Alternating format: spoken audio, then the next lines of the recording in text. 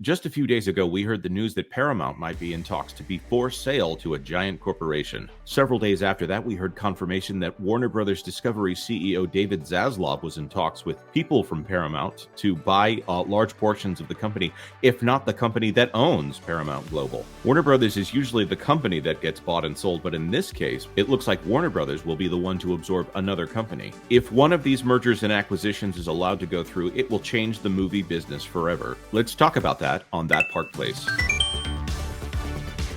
Hello, I am Jonas J. Campbell, an investigative reporter for That Park Place, and today we are talking about the history of Warner Brothers Discovery, which at one time was known as Warner Media, which was part of AT&T, or sometime before that, it was known as Time Warner, not to mention the fact that it was AOL Time Warner. You may notice a few companies in there that are kind of defunct, or they exist, but only in some ghostly form. That is not really something that we consider when we think of the market. As major movie studios fold into each other to create one omnipresent, massive oligopoly that controls the entire market, we wonder, what are the implications of Paramount being folded into Warner Brothers Discovery or one of its other suitors? But we might all just go along with it because we want Maverick from Top Gun to show up in the next DC extended universe film or something ridiculous like that. Anyways, we want to talk about what usually happens when these mergers occur. So let's get into it. Warner Brothers Discovery in talks to merge with Paramount Global. This is the first time hearing of this. No, it's not.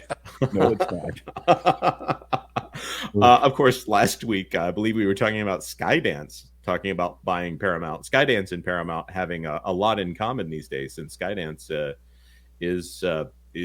seems joined with at the hip with Paramount, because Paramount tends to finance movies that have more traditional values and tend to make money. If I'm being vague, maybe Paramount isn't so woke. And maybe because of Skydance. So this one is the first in the recent trend of scoops, although a lot of different outlets have since come out and said we've also heard. So I say this is pretty close to confirmed that Warner Brothers Discovery is in talks to merge with Paramount Global. Warner Brothers Discovery CEO David Zaslav met with Paramount Global CEO Bob Bakish. There's another Bob to add to the mix there. That's on what Tuesday. We needed, was another Bob. Demasiado mucho Bobs. On Tuesday in New York City to discuss a possible merger. Axios has learned from multiple sources. Why this matters: the combination would create a news and entertainment behemoth, or behemoth if you want to go for that old Southern pronunciation, that would likely trigger further industry consolidation. Does anyone want to comment on what industry consolidation we've been facing over the last little while? Well, it's the industry consolidation that Disney actually forecast when they went into the streaming game. They understood that these studios would likely combine, be consolidated, have joint venture deals, all this kind of stuff in order to provide these very robust libraries. And so that's why, one of the reasons, at least they cited, as to why they bought Fox in the first place, in order to get ahead of that consolidation curve, if you will. So this doesn't necessarily surprise me, but these are some really, really big players now. We're past the days of, these smaller studios being bought out by tech firms or whatever, and now we're getting to some big players here. And if I can take a sort of a broader view of why this is happening, there was a reason to have all these studios when the audience and the product were so varied that everybody could cater to their own little corner of the universe. But now that it's all become so homogenized and so similar, it's just a name in front of, and certainly even the Paramount and Warner Brothers logos are one of 47 logos on the front of every movie lately. Right. So everything has become the same, so why shouldn't it be the same company? What's funny is usually Warner Brothers is the company being bought as opposed to the company doing the buying. I'm sitting here thinking of LA real estate and deciding which lot do you sell, Paramount or Warner Brothers. Paramount. Yeah, maybe, but I don't know if there's as much future in building something like condos in the middle of Hollywood there, in kind of a bad neighborhood. So It's a terrible neighborhood. Yeah.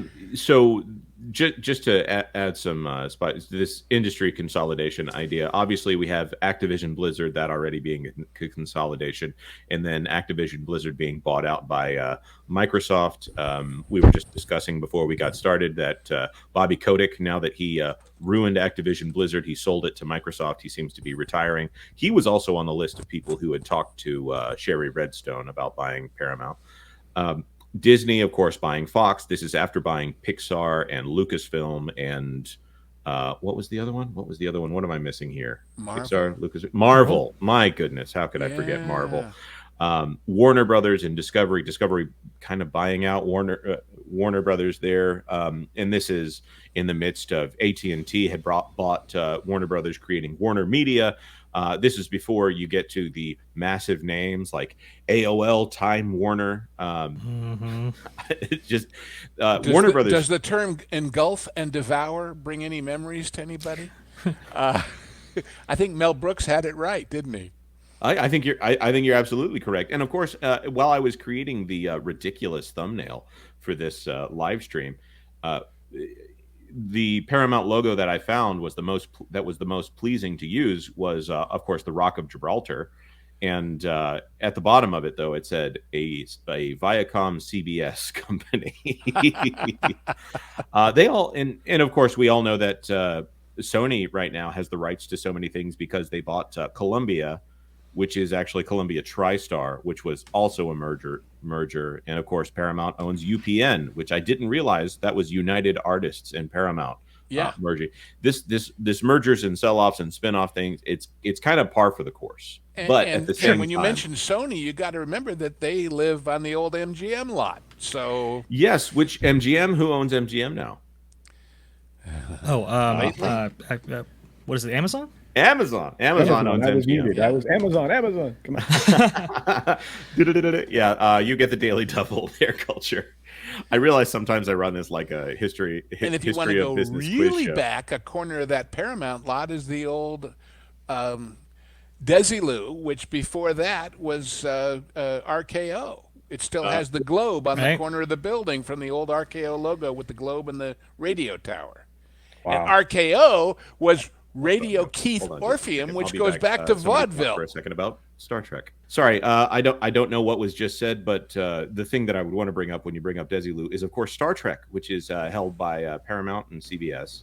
Right. We always have this hope that Star Trek will come in from the cold at some point. It's obviously a very woke franchise at this point. And I personally would love to see Script Doctor take over Star Trek, but Yes. there are some discussions in all of this that maybe CBS might be paired off from Paramount. CBS having a massive number of television stations and also some of the most popular shows on Netflix right now. I don't think they're worried about making money renting out stuff to Netflix, but before we get into the streaming consolidation, let's continue on with the article here. Zaslav has also spoken to Sherry Redstone, who owns Paramount's parent company, about a deal that would be National Amusements. Right. And Sherry Redstone owns 10% of Paramount, but because of the way her shares work, she owns 80% of the voting power in Paramount. That is sizable, and that is very important. Lou? Oh, well, I was just going to say Sumner was a clever old bird, and he set that up. I I was going to say the one thing about Paramount is their library is still theirs. Warner sold all of their I guess it was mid-50s library to Ted Turner way back when. So all the classic Warner Brothers movies that we all know and love with Bogart and the gang, Warner doesn't own those anymore. Is that Turner Classic Movies that has those right now? Yeah, yeah. Well, I don't know it off the top of my head, but who owns Turner Classic Movies? I have a guess, and I think they might be in bed with Paramount right now. Well, see, so they would be coming home to roost, as the saying goes. Yeah. Yeah, is that Viacom? So, somebody go look it up before we get accused of just guessing here. Okay. Warner Brothers Discovery's market value is around 30 billion, and Paramount's was just 10. So Warner Brothers Discovery, not to miss the vestigial arm there that's still hanging on. So this would be about 40 billion altogether. Turner Classic Movies owned by Warner Brothers Discovery. Still, Ah, yeah. okay. Well, that's interesting. Yeah, That they it all went back full circle. amazing. So the meeting between Zaslav and Bakish, I'm not sure, I might pronounce it Balaban, which sources say lasted several hours, took place at Paramount's headquarters in Times Square. The duo discussed ways their companies could complement one each other. For example, each company's main streaming service, Paramount Plus and Max, could merge to better rival Netflix and Disney Plus. Well, what does it take to rival Disney Plus right now? Not a lot. 50 fair- cents and a draft choice to be named later. There you go. Disney Plus is not yet profitable. That's the whole thing here. But they, you know, they did kind of, well, I don't know, war game out that, yeah, I mean, there are going to be a bunch of streaming services maybe initially, but there are only going to be really maybe 2 or 3 that people actually own. And so Paramount Plus not only runs all the CBS content, or most of it, they offer as an add-on Showtime. Yes, they That's do. true. Well, Showtime has now been consolidated into Paramount in a way that Right. Paramount Plus with Showtime, and the cable channel Showtime has now been renamed to Paramount Plus with Showtime, There you Gotcha. go. which is The idea is to provide a compelling product, right? That gets you into one of the top 3 right there, most owned by. But, for users at example, home. I have Paramount Plus free because I've got Walmart Plus, which is free delivery and gas Yes, discounts, and right. they added Paramount Plus, but it doesn't include the Showtime add-on. That you have to pay for. Yeah, Gotcha. and I do understand that there's a few shows on Showtime that I haven't watched that are actually pretty good and are driving a lot of those Showtime subscriptions. So as long as as long as those shows continue to be good, then Showtime can exist as a brand. I think Showtime is in great peril of disappearing into the Cinemax drawer, the junk drawer of media consolidations, where it's like, does that still exist? Yes, I guess technically it does. Jim Jam for $10. Do you think consolidation will help or hurt consumers? Competition is usually the best thing for consumers, but I also hate having a million streaming service. Merry Christmas, you guys. First of all, Merry Christmas to you, Jim Jam. And who wants to take this question first? Jim Jam, you know, it's two sides. On the one hand, you're right. Competition helps. On the other hand, there's so many damn channels out there now that there is a lack of focus and a muddle, I think, in the average consumers. How many people who have, you know, several of these know which show is on which one until they go to their little box and look for it? So simplifying clear choices would be a good thing, because one would compete in their arena, one would compete in the other, and you'd choose and pick which one you wanted and maybe buy all of them.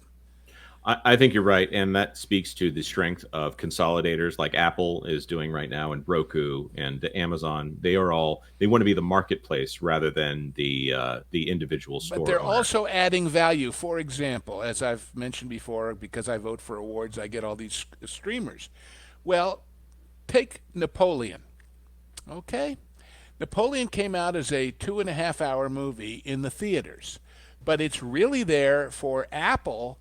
And when they put it on Apple, it's going to be an hour longer with Yep. more content, Whew. so that they're giving the Apple subscribers value.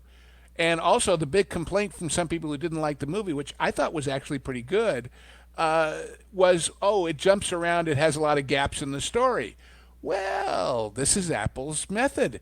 We get it to qualify for the awards and get it in theaters as a loss leader for, you want to see more? Come subscribe. Right, and I couldn't speak to whether or not Apple TV Plus is currently profitable, but I will point out that while Loki dropped 60 to 40% of its audience season over season, Apple TV Plus morning show jumped up 20% season over season, and also subscribers to viewership, not subscribers, viewership on Apple TV Plus is up 40% this year. Wow. So they're moving in the right direction. And that new Mark Wahlberg film, which is The Family Plan, I do believe that's also Skydance. That one is the biggest movie that they have ever premiered on Apple TV Plus, according to them. Now, we're not being as scrutinous on them as we would with Disney, because I don't think they're actually as worried about being profitable in that space. As we've often said, they're here as a hobby. They're a tourist in the space that is just embarrassing everyone with their massive piles of cash. But we're keeping a close eye on what's going on there, and that Paramount Plus bundle is very interesting. Thank you so much for watching to the end of this video. Let us know your thoughts in the comments section down below. At this point, are you just missing the days of cable just telling you what channels you're going to get because they are the person that happens to serve cable in your area?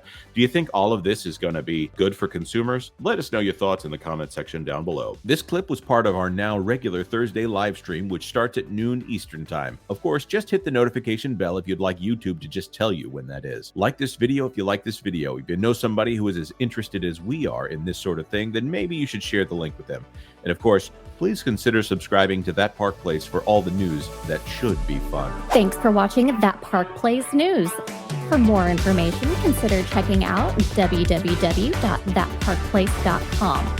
And don't forget to subscribe, share, like, and send this out on your favorite social media accounts.